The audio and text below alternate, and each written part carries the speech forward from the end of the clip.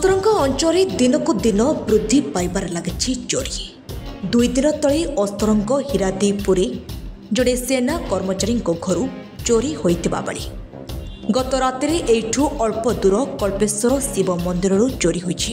ଚୋର ସବୁବେଳେ ଯେତେବେଳେ ଚୋରି କରେ ସେ ପ୍ରଥମେ ଦେଖେ ପୋଲିସ ଟିମ୍ କେଉଁଠି ତାଙ୍କର ଗତିପଥ କ'ଣ ଅଛି, ସେ ଗତିପଥ ଲକ୍ଷ୍ୟ କରିକି ସେ ଚୋରି କରନ୍ତି। କାହିଁକି ନା ଯଦି ପେଟ୍ରୋଲିଂ ସବୁବେଳେ ହୁଅନ୍ତା ତାହେଲେ ବୋଧ ହୁଏ ତାଙ୍କର ଟିକେ ଭୟ ରୁହନ୍ତା। କିନ୍ତୁ ପେଟ୍ରୋଲିଂ ଯଦିଓ ଆମେ ଦେଖୁନୁ, ପିଲାବେଳେ ଆମେ ଦେଖିଥିଲୁ ଯେ ଗ୍ରାମରକ୍ଷୀ ସେତେବେଳେ ଗ୍ରାମ ବୁଲନ୍ତି ଏବଂ ଚୋର ଟିକେ ଭୟ ଥାଏ।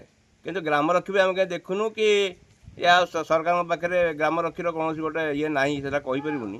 କିନ୍ତୁ ଗତ ରାତିରେ କଳ୍ପେଶ୍ୱର ମନ୍ଦିର ଚୋରି ହେଇଛି।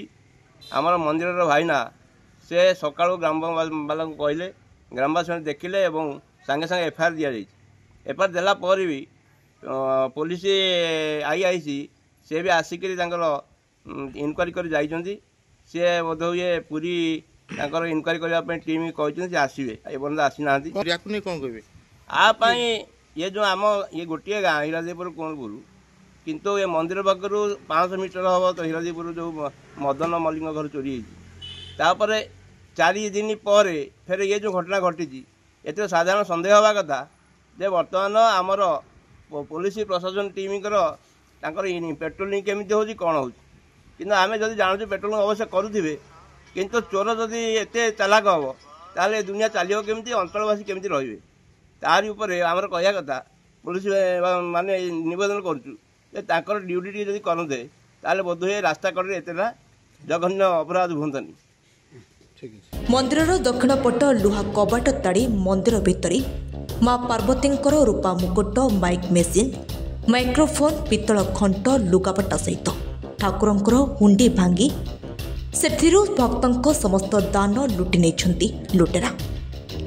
ମନ୍ଦିର ପୂଜାରୀ ସକାଳୁ ଆସି ମନ୍ଦିର ଫିଟାଇବା ପରେ ଏସବୁ ଘଟଣା ଦେଖିବା ପରେ ଆଶ୍ଚର୍ଯ୍ୟଚକିତ ହୋଇ ଗ୍ରାମବାସୀଙ୍କୁ ଖବର ଦେଇଥିଲେ ଏବଂ ଗ୍ରାମବାସୀ ଅସ୍ତରଙ୍ଗ ଥାନାରେ ଏତଲା ମଧ୍ୟ କରିଥିଲେ। ଏତଲା ପାଇ ପୋଲିସ ଘଟଣାସ୍ଥଳରେ ପହଞ୍ଚି ପ୍ରାଥମିକ ତଦନ୍ତ କରିବା ପରେ ଫରେନ୍ସିକ୍ ଟିମ୍ ଓ ପୋଲିସ କୁକୁର ପହଞ୍ଚି ତଦନ୍ତ ଜାରି ରଖିଥିବା ବେଳେ ମନ୍ଦିର ଭିତରୁ ଦୁର୍ବୃତ୍ତମାନେ ଛାଡ଼ି ଯାଇଥିବା ଏକ ଶାବଳ, ମନ୍ଦିର କଡ଼ରୁ ଏକ ତାଲା, ଗୋଟିଏ ଛୋଟ ଶାବଳ ମିଳିଥିଲା। ଟିମ୍ ସହିତ କୁକୁର ନିକଟରେ ଥିବା ବିଲ ଏବଂ ଜଙ୍ଗଲ ବୁଲିଥିଲା।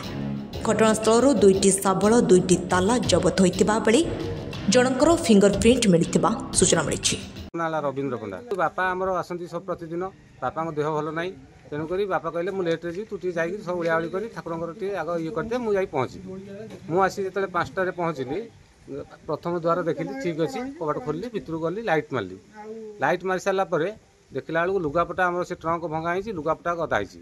ତାକୁ ସେଠୁ ମୁଁ କହିଲି ବାପା ବୋଧେ ମନେ ନାହିଁ, ତାକୁ ସେଠୁ ଥୋଇ ଦେଇକିରି ମୁଁ ସେଠୁ ଭିତରକୁ ଯେତେବେଳେ ଗମରା ଭିତରକୁ ଗଲି, ଗମରା ଚାବି ଖୋଲିବା ପାଇଁ ଚାବି ଖୋଲା ଅଛି। ମୁଁ କହିଲି କି କଥା ଇଏ, ଦେଖିଲା ବେଳକୁ ତାର ଠାକୁରଙ୍କର ଯେଉଁ ଗମରାର କୁଣ୍ଡାଟା ପିତ୍ତଳର ଥିଲା, ତାକୁ ଭାଙ୍ଗି ଦେଇଛନ୍ତି ଶାବଳ ପୁରେଇ। ତାପରେ ମନ୍ଦିର ଭିତରକୁ ଲାଇଟ୍ ମାରି ଦେଖିଲା ବେଳକୁ ଆମର ମେସିନ୍ ନାହିଁ, ତାପରେ ମାଇକ୍ରୋଫୋନ୍ ଯୋଡ଼େ ନାହିଁ, ତାପରେ ଘଣ୍ଟ ଯୋଡ଼େ ନାହିଁ, ମାଆଙ୍କର ଗୋଟେ ଥିଲା ଆମର ମକୁଟ, ସେ ମକୁଟ ବି ନାହିଁ। କେଉଁ ଜାତିରେ? ସେଇଟା ହେଉଛି ରୂପାର ଥିଲା।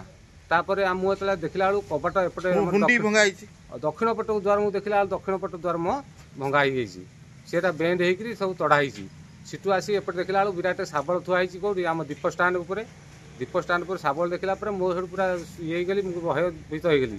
ସାଙ୍ଗେ ସାଙ୍ଗେ କବାଟକୁ ଆଉଜେଇକି ପଳେଇଲି, ବାପାଙ୍କୁ ଡାକିଲି, ଆମ ଗାଁର ପ୍ରେସିଡେଣ୍ଟ, ଭାଇସ୍ ପ୍ରେସିଡେଣ୍ଟ, ଗ୍ରାମବାସୀମାନଙ୍କୁ କହିଲି। ସେମାନେ ସମସ୍ତେ ଆସିଲା ପରେ କହିଲେ କିଛି ହାତ ମରାମରି କର ନାହିଁ, ଆମେ ଥାନାରେ ଗୋଟେ ଏଫଆଇଆର୍ ଦେବା।